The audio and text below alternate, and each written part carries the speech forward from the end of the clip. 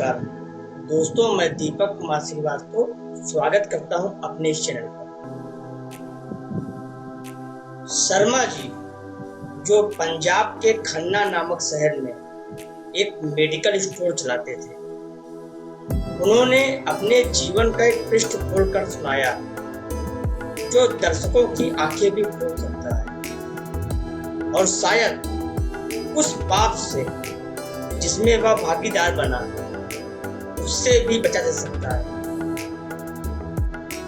रमेश चंद्र शर्मा का एक medical store जो कि अपने स्थान के कारण काफी पुराना और अच्छी स्थिति में था, लेकिन जैसे कि कहा जाता है धन एक व्यक्ति के दिमाग को भ्रष्ट कर देता है, और यही बात रमेश चंद्र जी के साथ भी घटी। रमेश जी बताते हैं कि मेरा मेडिकल स्टोर बहुत अच्छी तरह से चलता था और मेरी आर्थिक स्थिति भी बहुत अच्छी थी।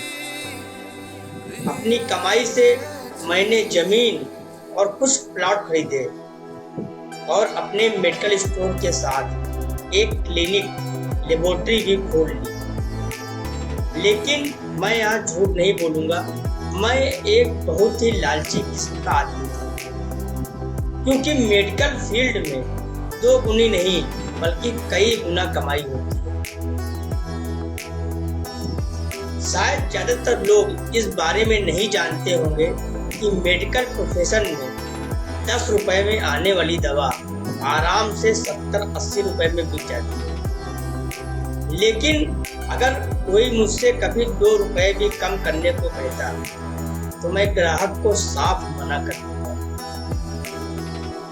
खैर, मैं हर किसी के बारे में बात नहीं कर रहा हूँ, सिर्फ अपनी बात कर रहा हूँ।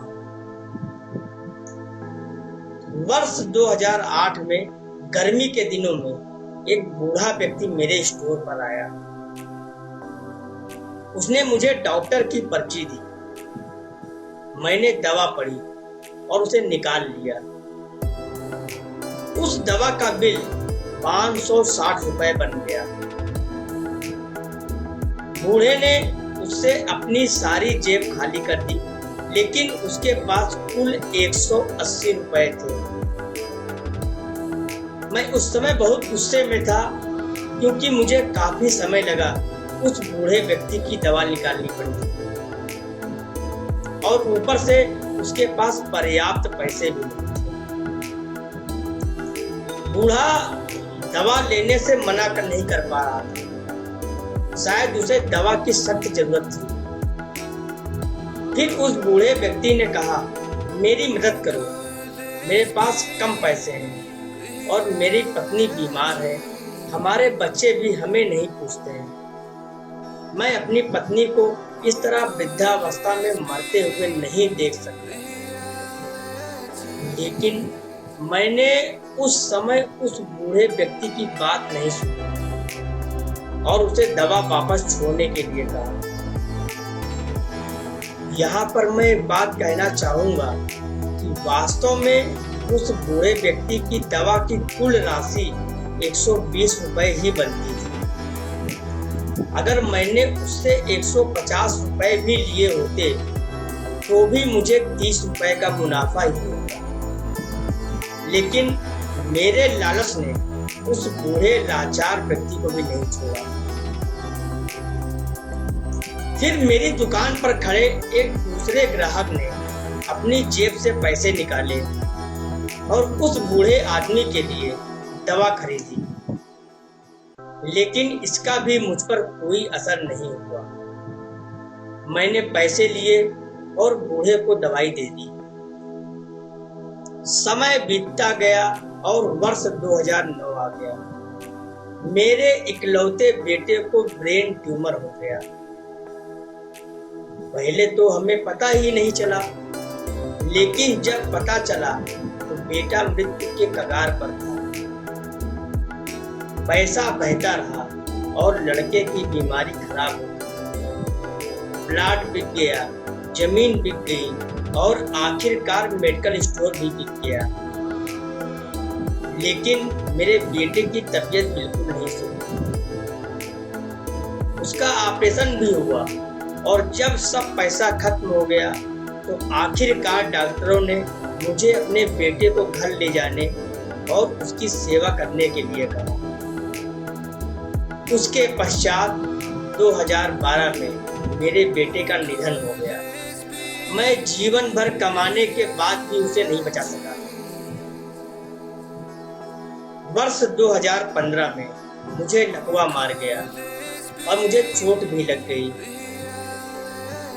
आज जब मेरी दवा आती है तो उन दवाओं पर खर्च किया गया पैसा मुझे काटता है, क्योंकि मैं उन दवाओं की वास्तविक कीमत को जानता हूँ। एक दिन मैं कुछ दवाई लेने के लिए मेडिकल स्टोर पर गया और 100 रुपए का इंजेक्शन मुझे 700 रुपए में दिया गया, लेकिन उस समय मेरी जेब में 500 रुपए ही थे और इंजेक्शन के बिना ही मुझे मेडिकल स्टोर से वापस आना पड़ा। उस समय मुझे उस बूढ़े व्यक्ति की बहुत याद आई और मैं घर चला गया। मैं लोगों से कहना चाहता हूँ कि ठीक है कि हम सभी कमाने के लिए बैठे हैं, क्योंकि हर किसी के पास एक पेट है, लेकिन वैध तरीके से कमाइए, ईमानदारी से कमाइए।